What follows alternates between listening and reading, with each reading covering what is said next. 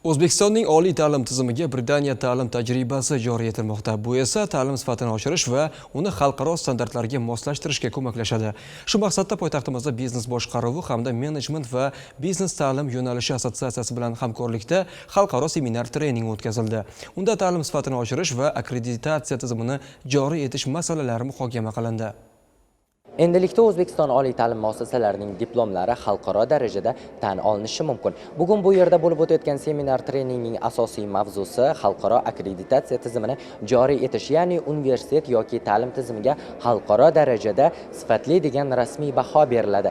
Agar oliygoh ushbu akkreditatsiyadan o'tsa, uning diplomi boshqa davlatlarda ham tan olinadi. Bu esa o'zbekistonlik talabalar uchun xorijda ishlash, o'qish va xalqaro kompaniyalarda faoliyat yuritish uchun yangi imkoniyatlarni yaratadi. Poytaxtimizda o'tkazilgan xalqaro seminar O'zbekiston oliy ta'lim tizimidagi o'zgarishlarning amaliy bosqichiga o'tayotganini ko'rsatadi. Unda biznes ta'lim sifatini oshirish, xalqaro akkreditatsiya tizimlarini joriy etish va o'quv dasturlarini mehnat bozori talablariga moslashtirish masalalari muhokama qilindi. Agentligimiz oldiga O'zbekistonda ta'lim sifatini ko'tarish vazifasi qo'yilgan. Mana bugun agentligimiz bilan hamkorlikda Buyuk Britaniyaning EMB va NBGA kompaniyasi tomonidan, ya'ni xalqaro akkreditatsiya tashkiloti hisoblanadi. Bu tashkilot o'nlab mamlakatlarda yuzlab oliy ta'lim tashkilotlarini, o'sha biznes yo'nalishdagi oliy ta'lim tashkilotlarini akkreditatsiyasi bilan shug'ullanadi. Qaysi universitetlarda akkreditatsiya tizimini joriy etish belgilangan? Har bir universitet belgilangan tartibga binoan har 5 yilda bir marta majburiy akkreditatsiyadan o'tkaziladi. Xususan, joriy 2026-yilda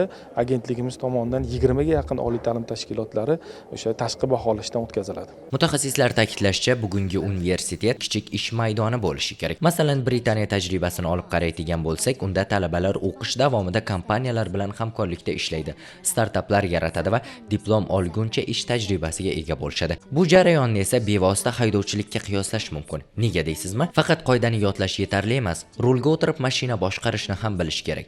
Seminar davomida aynan shunday amaliy yondashuvlar, innovatsion boshqaruv usullari va xalqaro standartlar muhokama qilindi.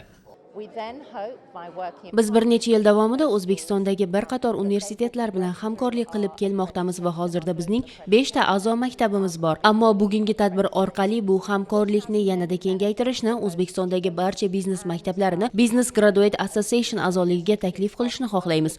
Tadbir yakunida xalqaro akkreditatsiya tizimidan o'tgan oliygohlarga sertifikatlar topshirildi. Jasur Hasanov, Asror Ibrohimov, Yoshlar.